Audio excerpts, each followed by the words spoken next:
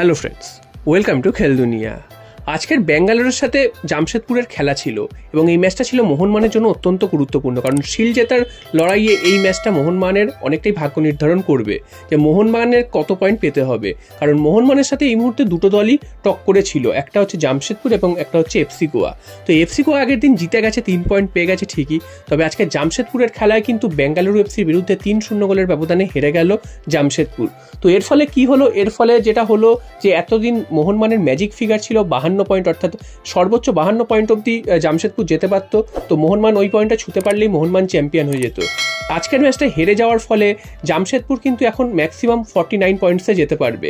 তো জামশেদপুর কিন্তু অনেকটাই পিছিয়ে পড়লো এই লিগের যে রেস সেখান থেকে।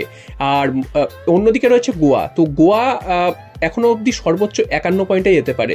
তো মোহনবাগানের জন্য কাজটা আরও সহজ হয়ে গেল, 1 পয়েন্ট কিন্তু মোহনবাগানের ম্যাজিক ফিগার থেকে কমে গেল, অর্থাৎ মোহনবাগানের এখন ম্যাজিক ফিগার কিন্তু 51, অর্থাৎ এখন কিন্তু 5 পয়েন্ট পেলেই মোহনবাগান লিগ চ্যাম্পিয়ন হয়ে যাবে।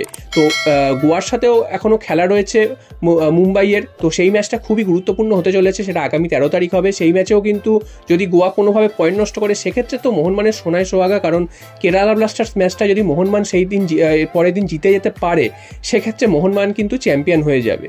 তো সেই ম্যাচটার দিকেও মোহনবাগান নজর রাখবে যে কি হয়। তবে আজকে যেহেতু জামশেদপুর হেরে গেছে সেটা মোহনবাগানের জন্য খুবই একটা ভালো খবর, এবং জামশেদপুর অনেকটাই কিন্তু এই টাইটেল রেস থেকে আউট হয়ে গেল, কারণ কেরালাকে মোহনবাগান হারিয়ে দিলেই কিন্তু জামশেদপুরের পয়েন্টটা মোহনবাগান ছুঁয়ে ফেলবে। অর্থাৎ জামশেদপুরের সাথে যদি প্রত্যেকটা ম্যাচ জেতেও এর পরে জামশেদপুর, সেক্ষেত্রে 49-এ পৌঁছাবে, মোহনবাগানও কিন্তু 49-এ গিয়ে পৌঁছাবে। অর্থাৎ বুঝতেই পারছো যে দুজনেই 1 পয়েন্ট হয়ে যাবে, এবং মোহনবাগান যেহেতু হেড টু হেডে এগিয়ে রয়েছে, গোল পার্থক্যে এগিয়ে রয়েছে, মোহনবাগান চ্যাম্পিয়ন হয়ে যাবে। তো জামশেদপুর কাটা অনেকটাই ছেটে ফেললো মোহনবাগান বলা যায়, এবং সামনে রয়েছে একমাত্র এফসি গোয়া।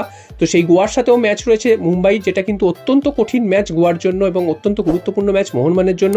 সেই ম্যাচে যদি পয়েন্ট নষ্ট করে তাহলে তো মোহনবাগানের সামনে পরের ম্যাচ অর্থাৎ কেরালা ব্লাস্টার্স ম্যাচটা যদি জিততে পারে তাহলেই কিন্তু লিগ শিল্ড মোহনবাগান জিতে যাবে। তো দেখা যাক মোহনবাগানকে আর কতদিন অপেক্ষা করতে হয় লিগ শিল্ড জয়ের জন্য।